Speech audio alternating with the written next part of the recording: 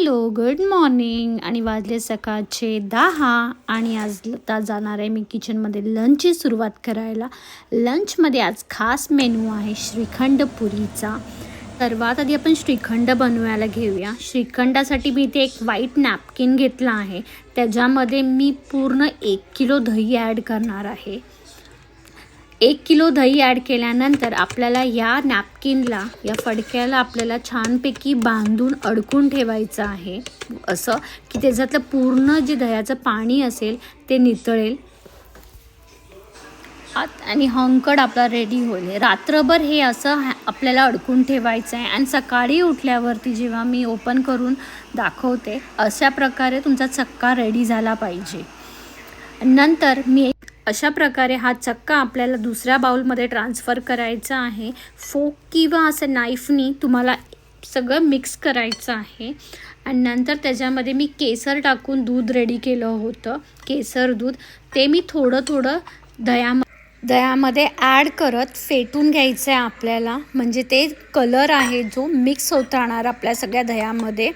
आणि नंतर पूर्णपणे तुम्हाला जसं असेल मिक्स झालं आहे तर मी आता ह्याच्यामध्ये शुगर ॲड करणार आहे. शुगर पण थोडं कन्सिस्टन्सीमध्ये ॲड करायची आहे, सर्व एकत्र नाही, कारण आपल्याला स्वीटनेस समजला पाहिजे कसं आहे ते. आणि नंतर आपल्याला छान शुगर पण पूर्ण दह्यामध्ये मिक्स करून घ्यायची आहे. आता ह्याच्यामध्ये मी वेलची पावडर, थोडे ड्राय फ्रूट्स सगळं ॲड करून सर्व एकत्र मिक्स करून घेणार आहे.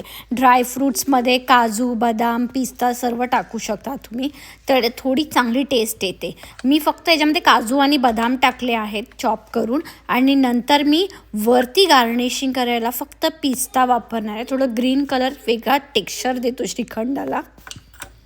घरी बनवलेलं श्रीखंड खूपच डिलिशियस आणि यम्मी लागतं. तुम्ही पण ट्राय करून बघा. बाहेरचं पॅक्ड श्रीखंड आणण्यापेक्षा घरगुती नॅचरल श्रीखंड खाऊन बघा.